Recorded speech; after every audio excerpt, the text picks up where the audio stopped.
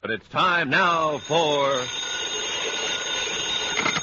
Johnny Dollar. This is Jet Marsh, Mr. Dollar. Yeah, I've been waiting for you to call. The forest ranger come down to my cabin and said you was calling from one of the emergency phones. Figured it must be kind of important. It is, Jed. I'm at the fire patrol phone a mile below Primrose Camp, the Summit Road. Can you meet me here? This time of night, 4 mile across the ridge on foot? Well, you're a woodsman, aren't you? That's what you told me this afternoon. Well, I didn't figure... I just met the Bardells. You're a longtime friend of theirs, aren't you? Something wrong at Pop's place? I think there's something badly wrong. He and his wife are scared half to death for some reason. I haven't seen the daughter, and Pop and his wife have each told me a different story about her. That don't sound like them at all. Well, they're obviously under some kind of pressure. That so-called nephew seems to be running the show. I told you, Pop ain't got no nephew. He has now, Jed. You got any idea what's behind it, Mr. Dollar? Yes. I think it's tied in with a $100,000 payroll robbery, that wrecked car we found this afternoon, 3 murders, and you'd better meet me up here as soon as you can.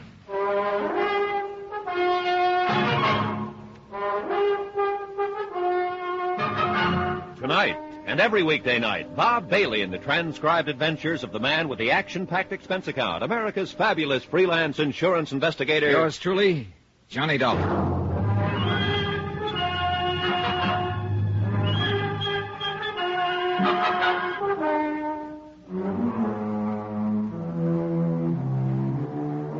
From Special Investigator Johnny Dollar, location Primrose Camp, Arizona, to the Home Office, Mid-States Industrial Insurance Company, Hartford, Connecticut.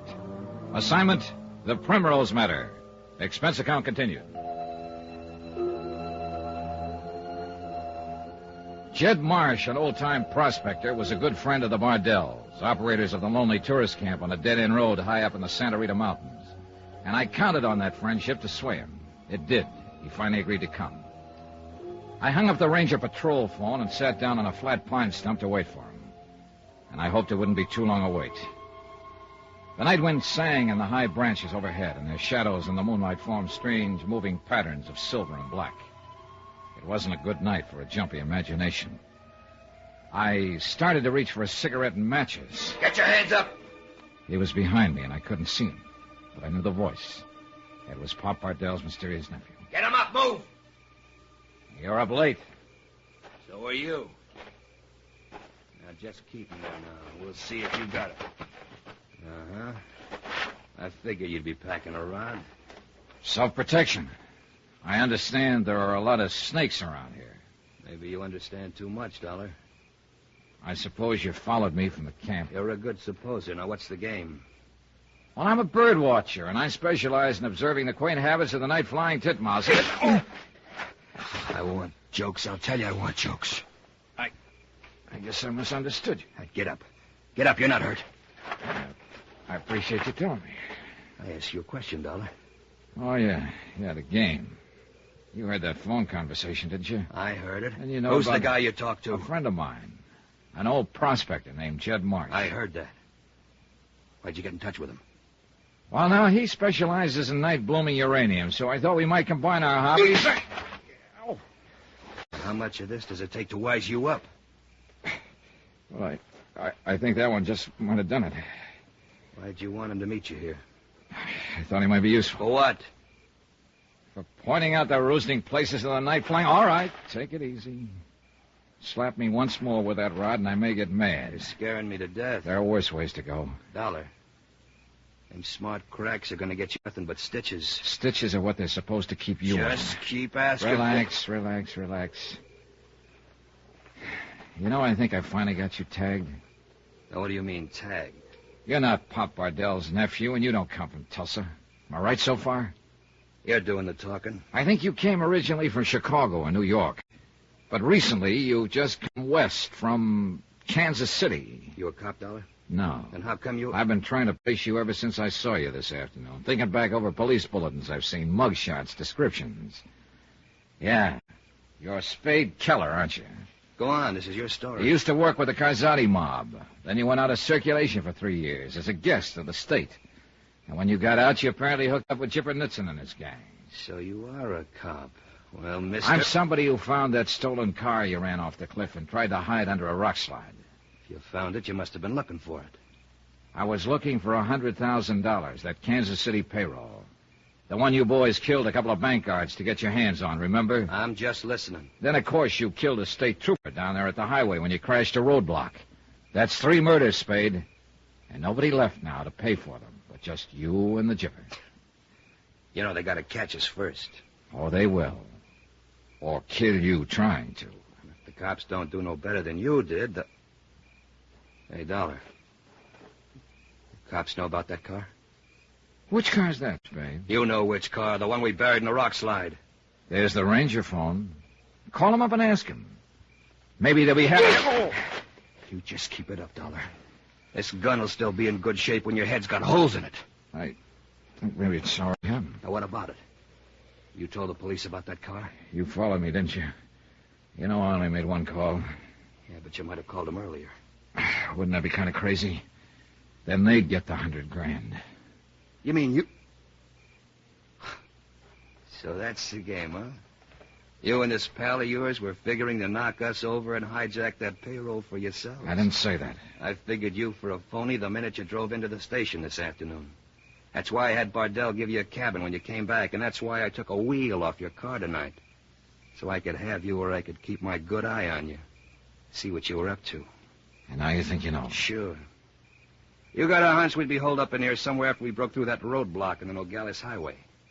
So you come up to snoop around and try to get your hands on that $100,000. Spade, you're a real smart boy.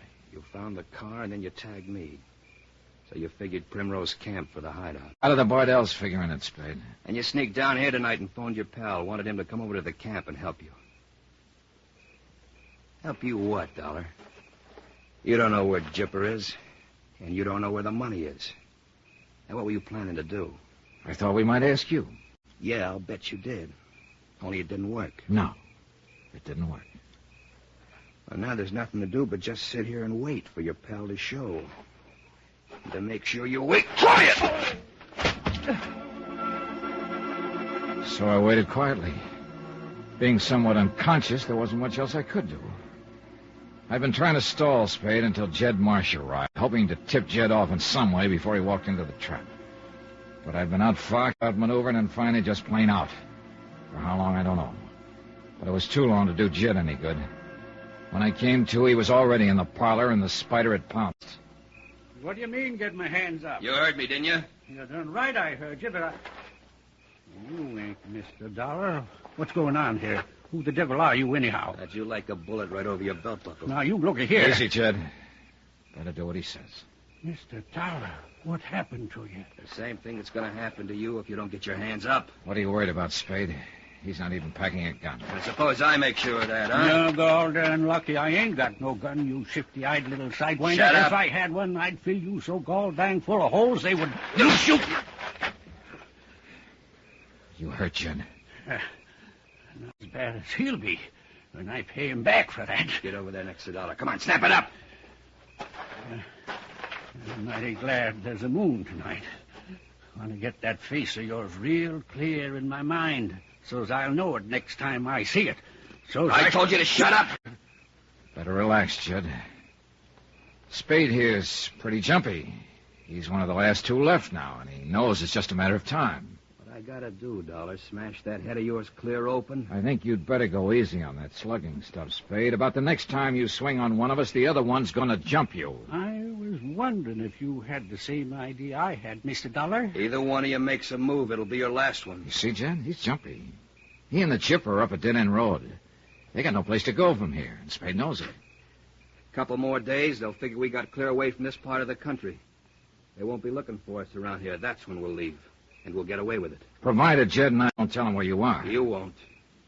That's one thing I'm real sure of. This here varmint wouldn't be aiming to do us in, would he, Mr. Dollar? I wouldn't be surprised if he had something like that in mind, Jed. Am I right, Spade? What have I got to lose? That's a very logical attitude. What he means, Jed, is the fact that the gang has already murdered 3 people.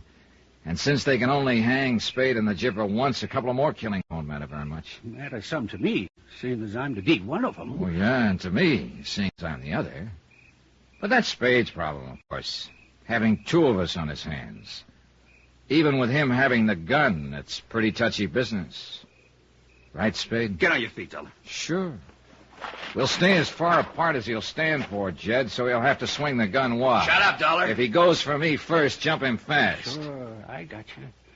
Seen it happen once in Tonopah during a gold strike in 19... Shut up, the both of you. Now, Spade's got an even worse problem, Jed. He's so scared and jumpy, he may even miss his first shot. Then he'll have both of us on him. Reckon I'd be jumpy, too, if I was standing there where he is. What are you talking about? Next to the edge of the cliff that way. Close to all them boulders. What about them? Just snakes, that's all. Snakes? Oh, you shouldn't have told him, Jed. I was hoping he'd blunder onto one. Where's any snakes? Might be anywhere around you there. Along before sunup, when it starts getting chilly, they crawl in around the rocks to get warm. You city fellas ought to have a nurse to keep... Hey, wait a minute. I wouldn't move around much if I was you, not without a flashlight. I haven't got a flashlight. Well, I have, right here in my pocket. Now, if I... Hold it! Keep your hands up.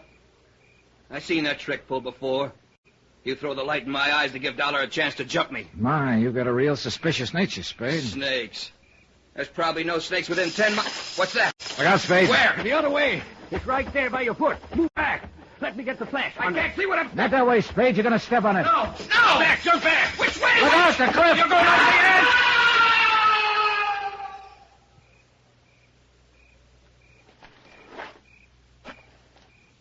He stepped back on that loose slab on the edge, Mr. Dollar. Yeah.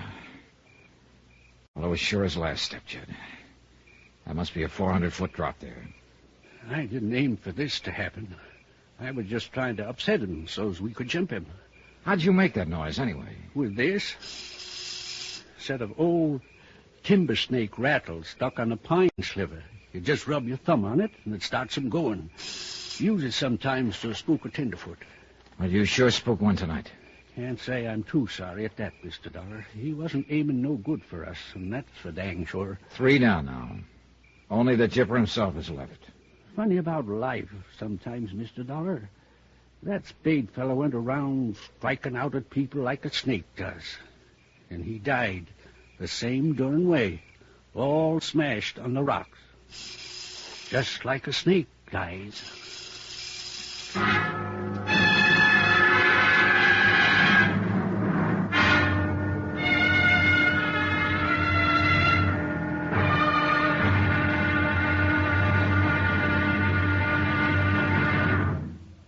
Now, here's our star to tell you about the final episode of this week's story. Tomorrow, a lovely girl screams in terror as a cornered rat turns and fights back. Fights the way a rat fights. Join us, won't you? Yours truly, Johnny Dollar.